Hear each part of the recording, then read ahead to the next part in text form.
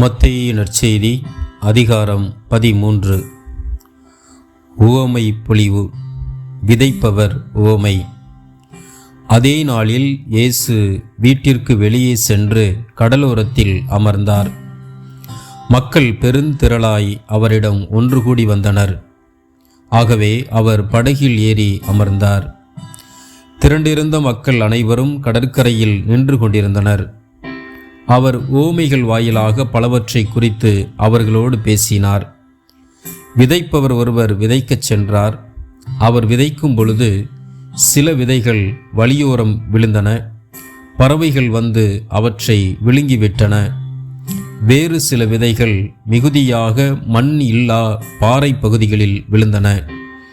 அங்கே மண் ஆழமாக இல்லாததால் அவை விரைவில் முளைத்தன. ஆனால் கதிரவன் மேலே எழ அவை காய்ந்து வேறு இல்லாமையால் கருகி போயின. மற்றும் சில விதைகள் முட்செடிகளின் இடையே விழுந்தன.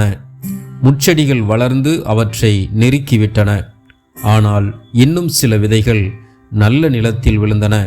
அவற்றுள் சில 100 மடங்காகவும் சில 60 மடங்காகவும் சில 30 மடங்காகவும் விளைச்சலை கொடுத்தன.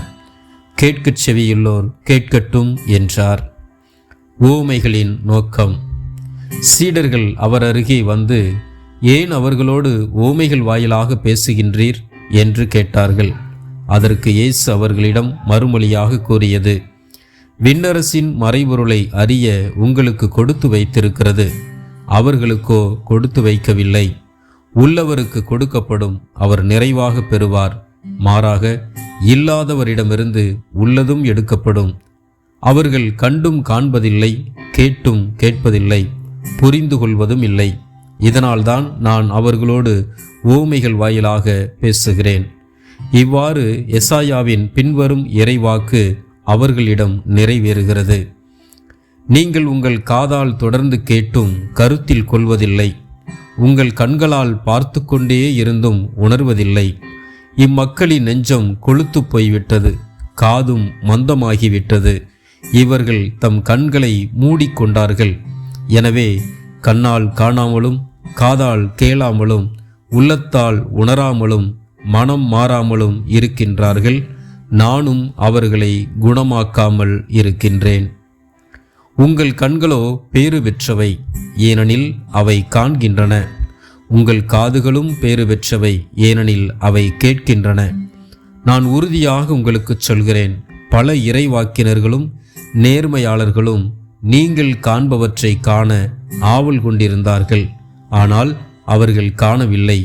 நீங்கள் கேட்பவற்றை கேட்க விரும்பினார்கள். ஆனால் அவர்கள் கேட்கவில்லை. விதைப்பவர் உவமையின் விளக்கம். எனவே விதைப்பவர் உவமையை பற்றி கேளுங்கள். வழியோரம் விதைக்கப்பட்ட விதைகளுக்கு ஒப்பானோர் இறையாட்சியை குறித்த இறை வார்த்தையை கேட்டும் புரிந்து கொள்ள மாட்டார்கள். அவர்கள் உள்ளத்தில் விதைக்கப்பட்ட விதைகளை தீயோன் கைப்பற்றி செல்வான். பாறை பகுதிகளில் விதைக்கப்பட்ட விதைகளுக்கு ஒப்பானோர் இறை வார்த்தையை கேட்டவுடன் அதை மகிழ்ச்சியோடு ஏற்றுக்கொள்வார்கள். ஆனால் அவர்கள் வேரற்றவர்கள். எனவே அவர்கள் சிறிது காலமே நிலைத்திருப்பார்கள். இறை வார்த்தையின் பொருட்டு வேதனையோ இன்னலோ நேர்ந்த உடனே தடுமாற்றம் அடைவார்கள். முட்செடிகளுக்கு இடையில் விழுந்த விதைகளுக்கு ஒப்பானோர் இறை வார்த்தையை கேட்டும் உலக கவலையும் செல்வ மாயையும் அவ்வார்த்தையை நெருக்கி விடுவதால் பயன் அளிக்க மாட்டார்கள். நல்ல நிலத்தில் விதைக்கப்பட்ட விதைகளுக்கு ஒப்பானோர் இறை வார்த்தையை கேட்டு புரிந்து கொள்வார்கள். இவர்களுள் சிலர் 100 மடங்காகவும் சிலர் 60 மடங்காகவும் சிலர் 30 மடங்காகவும் பயனளிப்பர். வயலில் தோன்றிய களைகள் உவமை. இயேசு அவர்களுக்கு எடுத்துரைத்த வேறு ஓர் உவமை. விண்ணரசை பின்வரும் நிகழ்ச்சிக்கு ஒப்பிடலாம். ஒருவர் தம் வயலில் நல்ல விதைகளை விதைத்தார். அவருடைய ஆள்கள் தூங்கும்போது அவருடைய பகைவன் வந்து கோதுமைகளுக்கு இடையே களைகளை விதைத்துவிட்டு போய்விட்டான். பயிர் வளர்ந்து கதிர்விட்ட போது களைகளும் காணப்பட்டன. நிலக்கிழாருடைய பணியாளர் அவரிடம் வந்து, ஐயா, நீர் உமது வயலில் நல்ல விதைகளை அல்லவா விதைத்தீர்? அதில் களைகள் காணப்படுவது எப்படி என்று கேட்டார்கள். அதற்கு அவர், இது பகைவனுடைய வேலை என்றார். உடனே பணியாளர்கள் அவரிடம், நாங்கள் போய் அவற்றை பறித்து கொண்டு வரலாமா? விருப்பம் என்ன என்று கேட்டார்கள். அவர், வேண்டாம், களைகளை பறிக்கும்போது அவற்றோடு சேர்த்து கோதுமையையும் நீங்கள் பிடுங்கிவிடக்கூடும். அறுவடை வரை இரண்டையும் வளர விடுங்கள்.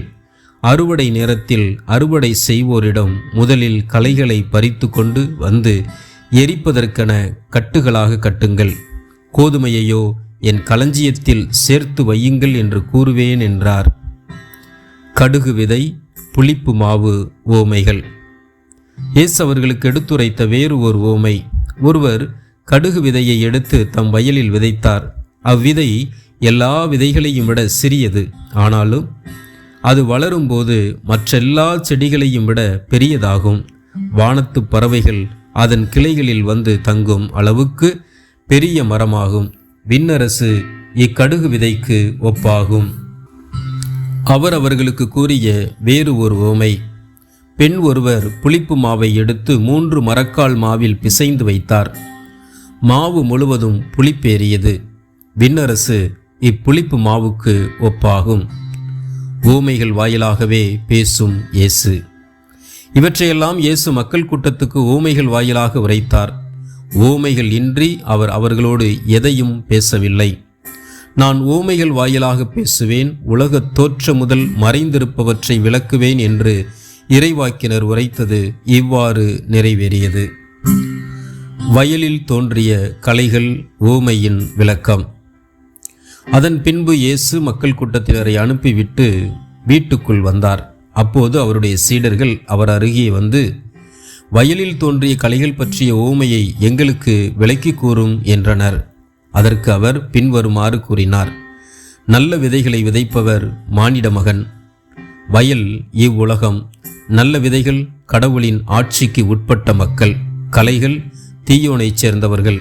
அவற்றை விதைக்கும் பகைவன் அழகை. அறுவடை உலகின் முடிவு. அறுவடை செய்வோர் வானதூதர். எவ்வாறு களைகளை பறித்து தீக்கிரையாக்குவார்களோ அவ்வாறே உலக முடிவிலும் நடக்கும். மானிட மகன் தம் வானதூதரை அனுப்புவார். அவர் அவருடைய ஆட்சிக்கு தடையாக உள்ள அனைவரையும் நெறிகெட்டோரையும் ஒன்று சேர்ப்பார்கள். பின் அவர்களை தீச்சூளையில் தள்ளுவார்கள். அங்கே அழுகையும் அங்கலாய்ப்பும் இருக்கும். அப்போது நேர்மையாளர் தம் தந்தையின் ஆட்சியில் கதிரவனைப் போல் ஒளி வீசுவர். கேட்கச் செவியுள்ளோர் கேட்கட்டும். புதையல் உவமை. ஒருவர் நிலத்தில் மறைந்திருந்த புதையல் ஒன்றை கண்டுபிடிக்கிறார். அவர் அதை மூடி மறைத்துவிட்டு மகிழ்ச்சியுடன் போய் தமக்குள்ள யாவற்றையும் விற்று அந்த நிலத்தை வாங்கிக் கொள்கிறார். விண்ணரசு இப்புதையலுக்கு ஒப்பாகும். முத்து உவமை. வணிகர் ஒருவர் நல் முத்துக்களை தேடிச் செல்கிறார். விலை உயர்ந்த ஒரு முத்தை கண்டவுடன் அவர் போய் தமக்குள்ள யாவற்றையும் விற்று அதை வாங்கிக் கொள்கிறார். விண்ணரசு அந்நிகழ்ச்சிக்கு ஒப்பாகும். வலை உவமை. விண்ணரசு கடலில் வீசப்பட்டு எல்லா வகையான மீன்களையும் வாரிக்கொண்டு வரும் வலைக்கு ஒப்பாகும். வலை நிறைந்ததும் அதை இழுத்து கொண்டு போய் கரையில் உட்கார்ந்து நல்லவற்றை கூடையில் சேர்த்து வைப்பர், கெட்டவற்றை வெளியே எறிவர். இவ்வாறே உலக முடிவிலும் நிகழும். வானதூதர் சென்று நேர்மையாளரிடையே இருந்து தீயோரை பிரிப்பர். பின் அவர்களை தீச்சூளையில் தள்ளுவர். அங்கே அழுகையும் அங்கலாய்ப்பும் இருக்கும். முடிவுரை. இவற்றையெல்லாம் புரிந்து கொண்டீர்களா என்று இயேசு கேட்க அவர்கள் ஆம் என்றார்கள். பின்பு அவர், ஆகையால் விண்ணரசு பற்றி கற்றுக்கொண்ட எல்லா மறைநூல் அறிஞரும் தம் கருவூலத்திலிருந்து புதியவற்றையும் பழையவற்றையும் வெளிக்கொணரும் வீட்டு உரிமையாளரைப் போல் இருக்கின்றனர் என்று அவர்களிடம் கூறினார். விண்ணரசின் அமைப்பு. சொந்த ஊரில் இயேசு புறக்கணிக்கப்படுதல். இவ்வுவமைகளை இயேசு சொல்லி முடித்த பின்பு அவ்விடத்தை விட்டு சென்றார். தமது சொந்த ஊருக்கு வந்து அங்குள்ள தொழுகை கூடத்தில் அவர்களுக்கு கற்பித்தார். அதை கேட்டவர்கள் வியப்பில் ஆழ்ந்தார்கள். அவர்கள், எங்கிருந்து இந்த ஞானம் இவருக்கு வந்தது? எப்படி இந்த வல்ல செயல்களை செய்கிறார்? இவர் தச்சருடைய மகன் அல்லவா? இவருடைய தாய் மரியா என்பவர்தானே? யாக்கோபு, யோசேப்பு, சீமோன், யூதா ஆகியோர் இவருடைய சகோதரர் அல்லவா? இவர் சகோதரிகள் எல்லாரும் நம்மோடு இருக்கிறார்கள் அல்லவா? பின் இவருக்கு இவையெல்லாம் எங்கிருந்து வந்தன என்றார்கள். இவ்வாறு அவரை ஏற்றுக்கொள்ள அவர்கள் தயங்கினார்கள். இயேசு அவர்களிடம், தம் சொந்த ஊரிலும் வீட்டிலும் தவிர மற்றெங்கும் இறைவாக்கினர் மதிப்பு பெறுவர் என்றார். அவர்களுக்கு நம்பிக்கை இல்லாததால் அவர் அங்கு பல வல்ல செயல்களை செய்யவில்லை.